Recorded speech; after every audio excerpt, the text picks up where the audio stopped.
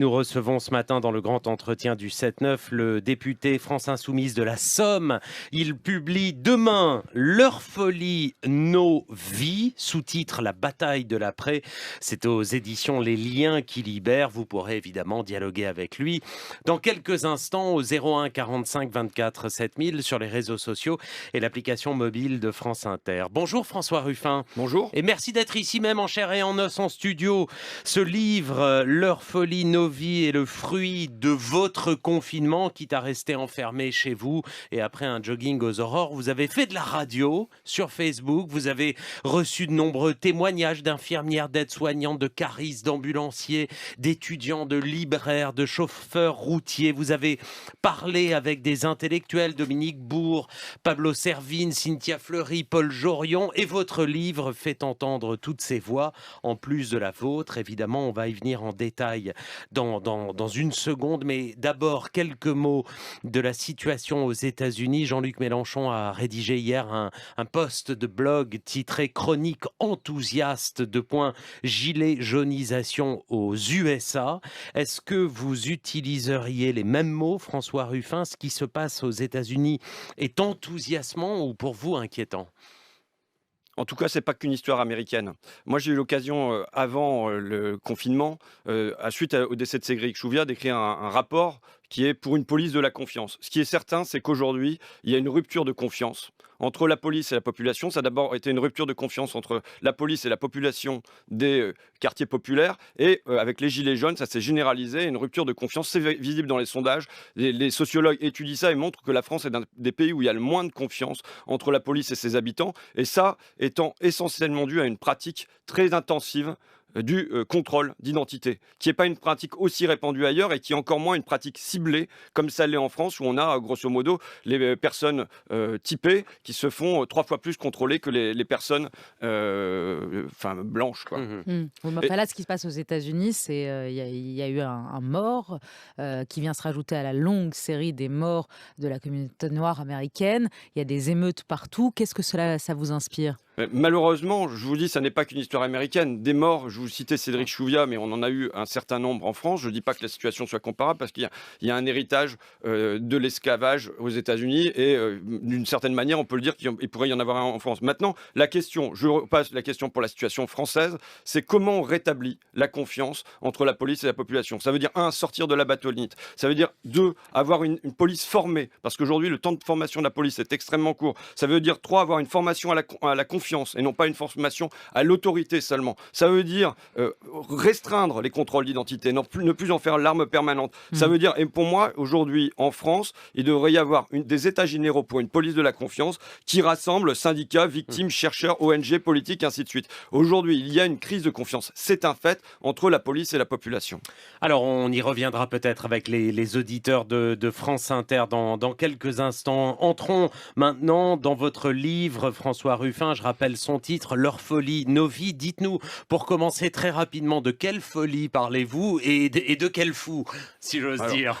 La folie, c'est le président de la République qui a prononcé ce mot-là en disant que c'était une folie d'aller envoyer tous nos produits en Asie. Et c'était une folie de confier la santé au marché. Mais cette folie-là, il faut bien voir qu'ils l'ont construite patiemment, traité après traité, loi après loi, et qu'elle n'est pas née juste d'un espèce de délire. Ils l'ont voulu. Et demain, je le dis, ils le voudront encore. C'est qui ils?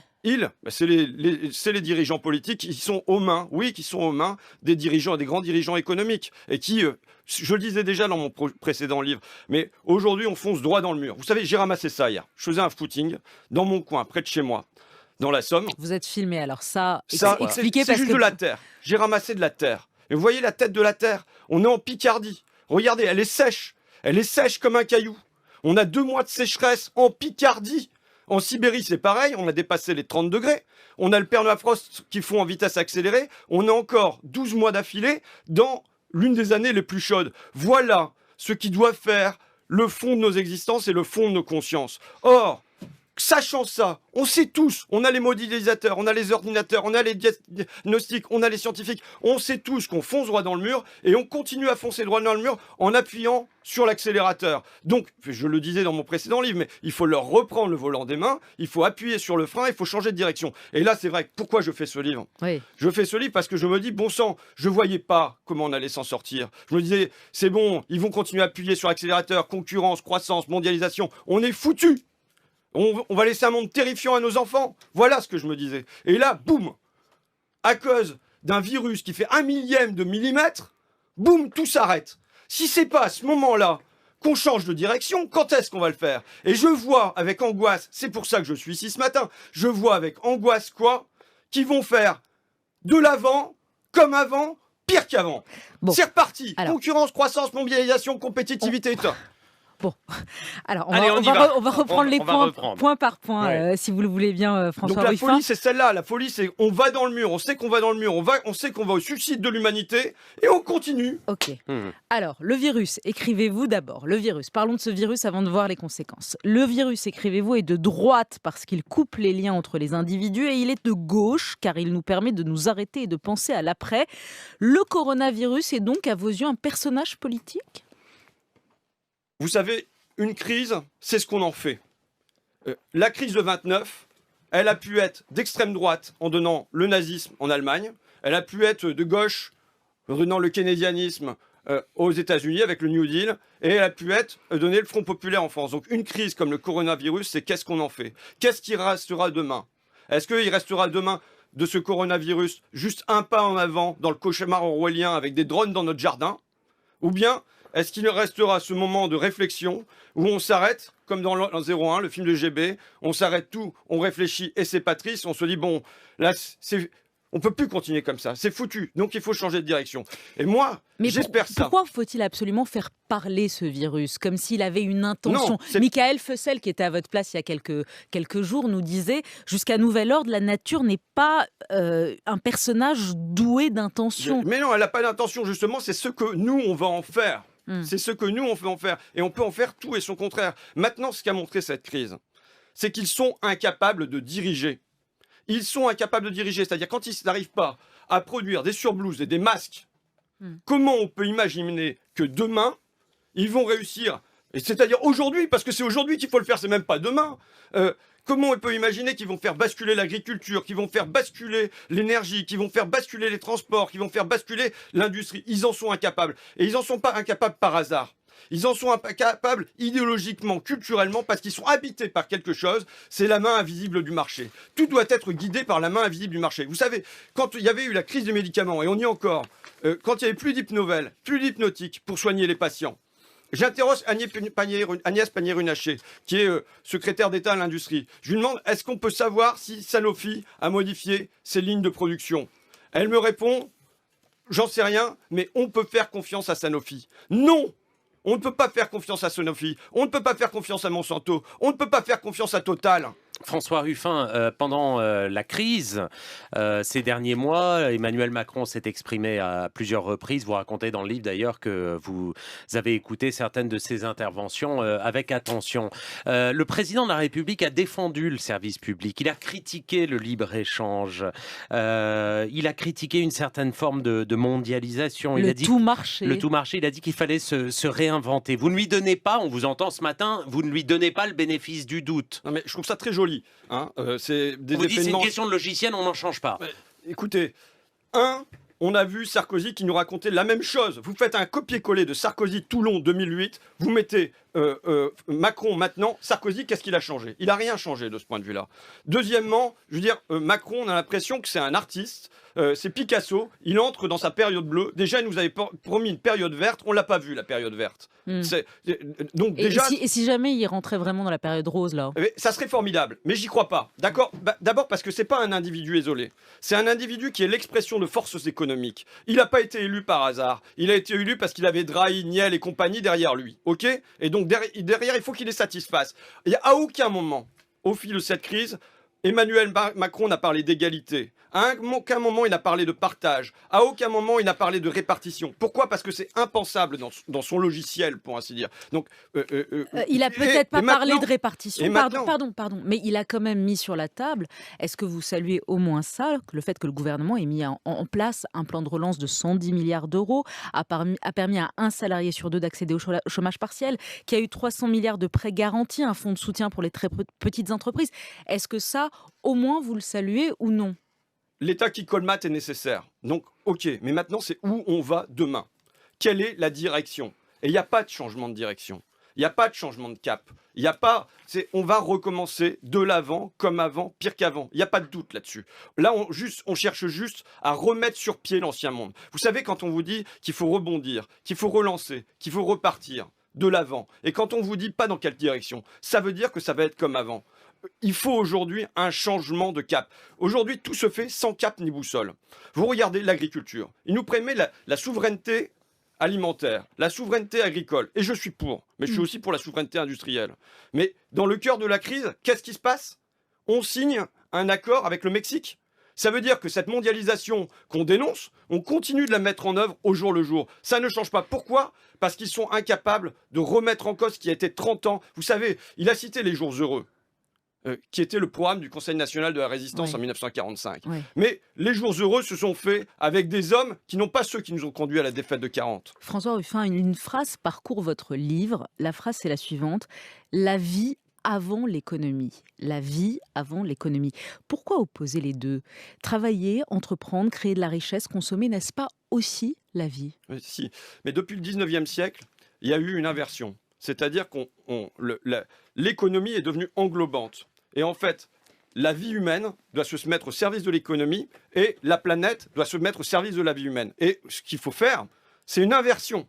C'est comment on met l'économie au service de la vie. Donc évidemment, l'économie est nécessaire. Mais pourquoi faire? La question doit toujours être pourquoi faire? Et aujourd'hui, il faut passer d'une économie des désirs à une économie des besoins. Une économie des désirs, c'est celle que fabriquent les industriels et les publicitaires, avec un tas de trucs dont on n'a absolument pas besoin. Et il faut passer à une économie des besoins, c'est-à-dire se loger, se vêtir, se nourrir, et à la limite que ça soit deux types d'économies complètement différentes. Une régie par le marché et l'autre avec des garanties qui sont des garanties importantes. Mais moi, on doit passer en économie de guerre climatique. Oui. Ça veut dire quoi? Ça veut dire que les États-Unis, pendant la Deuxième Guerre mondiale, ils n'ont pas laissé faire le marché librement. Ils sont intervenus, ils ont fixé des objectifs à l'économie pour qu'il y ait une multiplication par je ne sais pas trop combien. C'est ce qu'on fait là. Non. Pardon, c'est une économie de guerre là, ce qu'on est en train de faire quand on dépense des milliards et des milliards pour essayer de sauver l'économie. Dans quelle direction? Pourquoi faire? Pour sauver les emplois. Non, mais je veux que les emplois soient sauvés. Mais pourquoi faire? Moi, je vais vous dire, l'emploi, il doit servir à la vie et il doit permettre aux gens qui l'ont de s'épanouir. Pour moi, si on dit des emplois demain, j'identifie 3 secteurs stratégiques.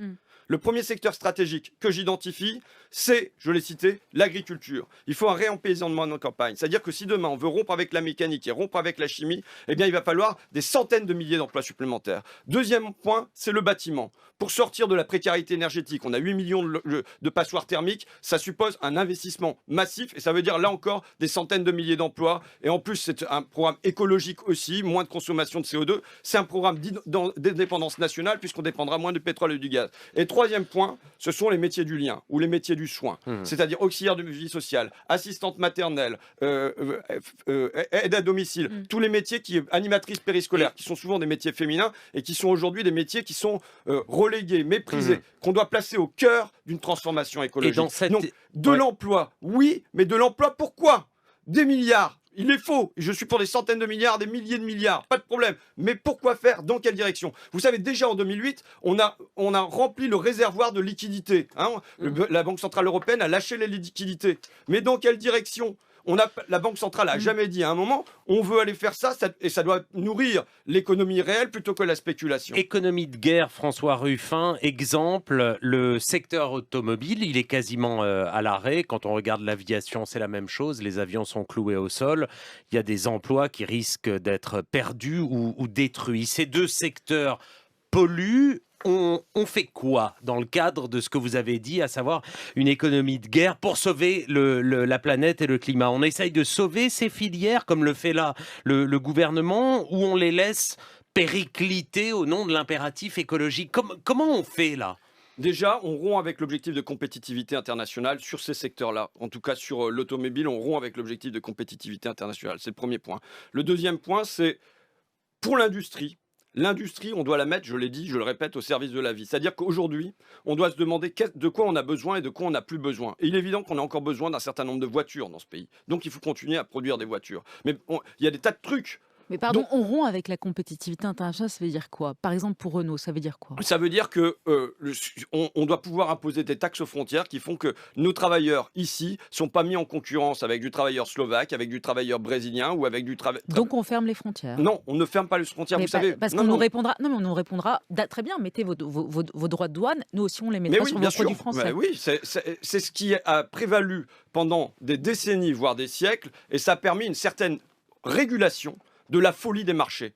Puisque la folie dénoncée par Emmanuel Macron, c'est ça. C'est la folie de la libre Donc circulation. pour vous, l'instrument, c'est le droit de douane et la frontière. C'est l'un des instruments. C'est l'un des instruments. Je suis favorable aux taxes frontières, je suis favorable aux barrières douanières, je suis favorable aux quotas d'importation. Dire que demain, on aura une relocalisation des vêtements, des aliments, des médicaments et de l'agriculture sans penser qu'on a besoin de ces outils-là, je le dis franchement, c'est de la foutaise. Donc on a besoin de ces outils-là. Maintenant, c'est pas le seul outil. Par exemple, il y a d'autres outils qui sont la fiscalité, il y a d'autres outils qui sont les bonnes volontés qui peuvent exister sur le terrain et qu'il faut appuyer et faire germer.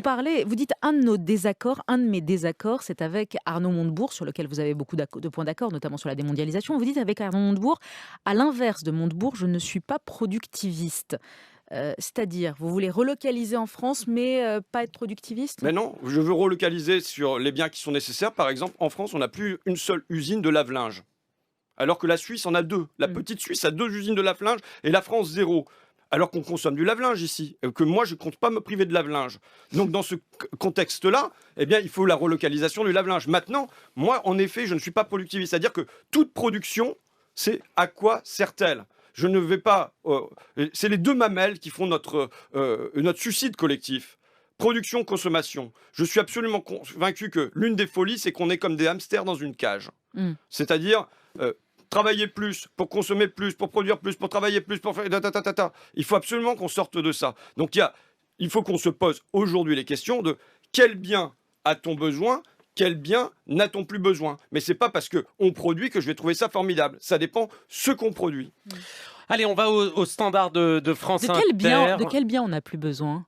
Non, pour reprendre. Par exemple, vous pourriez. Non, par exemple. Mais oui, je vais vous donner un exemple. Par exemple, Parce que les lave-linges, non. Les lave-linges, vous en avez Voilà, mais besoin. je vais vous dire par exemple les sèche-linges. Je discutais avec les ouvriers de Whirlpool qui produisaient des sèche-linges. Je disais, mais qui a besoin d'un sèche-linge? Le vent, il fait le boulot depuis des millénaires. On peut pendre ses vêtements dans sa salle de bain. Bah, en l'occurrence, peut-être qu'on n'a pas besoin de sèche-linge. Peut-être qu'on n'a pas besoin de passer à la 5G. Il va y avoir un grand plan, pas avec des dizaines de milliards. Est-ce que le progrès demain, c'est la 5G, avec mon frigo connecté, avec des baskets qui comptent le nombre de pas que je fais, avec je dis des trucs qui existent, avec le décapsuleur qui, quand je décapsule ma bière, envoie une notification Facebook à mes amis? Est-ce que c'est ça le progrès? Eh ben je vous dis, ça, on n'en a pas besoin.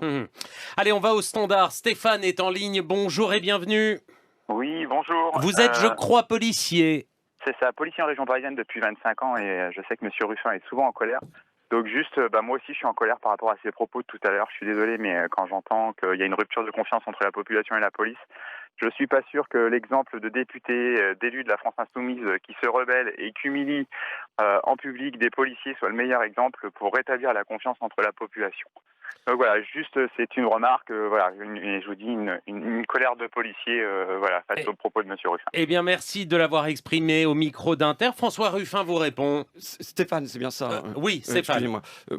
Moi, en tout cas, sachez que mon objectif est d'éviter une guerre ou des batailles rangées entre la police et la population. Maintenant, la rupture de confiance, elle est lisible dans les statistiques. Elle est lisible dans les bouquins des sociologues. Donc maintenant, la question, c'est comment on la rétablit? Comment on la rétablit? Et je pense qu'il faut que les bonnes volontés du côté de la police et du côté de la population se bagarrent pour rétablir cette confiance qui est aujourd'hui mise à mal. On retourne au standard. Question de Patrick. Bonjour Patrick. Oui, bonjour. Soyez Une le petite bienvenu. question. Bonjour, bonjour Fater, bonjour à Monsieur Ruffin. Une question relativement simple. Je pense que les idées sont beaucoup plus importantes que les personnes. Est-ce que vous ne trouvez pas que quand même Monsieur Jean-Luc Mélenchon, est un vrai obstacle aux idées de la France insoumise? Quand est-ce va-t-il décider de se désister? J'en ai peur que pas du tout, parce qu'il a un ego relativement très important. Et une petite remarque vous concernant, je pense que vos idées passeraient beaucoup mieux auprès de l'ensemble de la population si juste vous parliez plus lentement, plus doucement. Sans crier. Pas crier, parce que c'est de la colère. Mais la colère fait peur, Monsieur Ruffin, alors que les idées sont beaucoup plus importantes. Et je vous remercie de répondre à cette question. Question formulée d'une voix tout à fait douce et sereine. Merci beaucoup Patrick. François Ruffin vous Écoutez, répond. je vais faire du coaching. On pourra vous mettre en relation Coaching si douceur, vous voulez. François Ruffin. Un coach. Vous dites il faut prendre le pouvoir. Vous le dites, il Oui. faut prendre le pouvoir. Les idées comptent plus que les personnes, dit notre auditeur. Et pourtant, il y a une question de personne qui se pose, puisqu'on a 2 ans de la présidentielle. Personne s'impose à gauche. Vous êtes tous là à vouloir essayer. Yannick Jadot, Jean-Luc Mélenchon, peut-être un candidat au PS. Et personne ne s'impose vraiment à gauche. Il n'y a pas d'autres candidats qui s'imposent dans les prochains mois. Est-ce que vous y avez réfléchi? Est-ce que vous y êtes prêt? Écoutez, je ne vais pas vous répondre. Je vais pas vous répondre parce que si jamais je vous réponds, que je vous réponds oui, que je vous réponds peut-être, que je réponds on verra bien, que je vous réponds non, quelle que soit ma réponse, tout ce qui sera retenu de l'entretien de ce matin, alors que j'ai parlé du permafrost, alors que j'ai parlé de la Sibérie, alors que j'ai parlé de ma terre de Picardie, alors que je voudrais vous parler des femmes de ménage, voilà. Eh bien, tout ce qui sera retenu, c'est la petite phrase et la guéguerre. Je m'en fous de pas être là-dedans. Non, je me fous de la petite phrase. Je veux savoir si vous y avez réfléchi, si vous y pensez à la question de l'incarnation, vous, François Ruffin, ou pas du tout. J'y réfléchis, bien sûr que tout le monde y réfléchit, mais maintenant, moi, j'ai un combat qui est nettement plus large que ça. Moi, je suis angoissé simplement parce que je pense qu'on va livrer un monde terrifiant à nos enfants. Voilà, c'est tout. Ma bagarre, elle est là. Et maintenant, je sais quels sont les adversaires en face. Et compte tenu de la puissance des adversaires en face, je cherche à rassembler au maximum les bonnes volontés. Merci François Ruffin. Leur folie, nos vies, sous-titre La bataille de l'après aux éditions Les Liens qui libèrent. Merci d'avoir été au micro d'Inter ce Merci matin. à vous. Et si vous voulez faire du coaching avec notre auditeur Patrick, du coaching Non, mais ma mère me le dit aussi, hein, vous savez. Ne crie pas, c'est ça ce qu'elle vous dit. Vous l'écoutez pas parce que chaque fois ça monte dans le ton. Il faut écouter sa maman. Merci François Ruffin.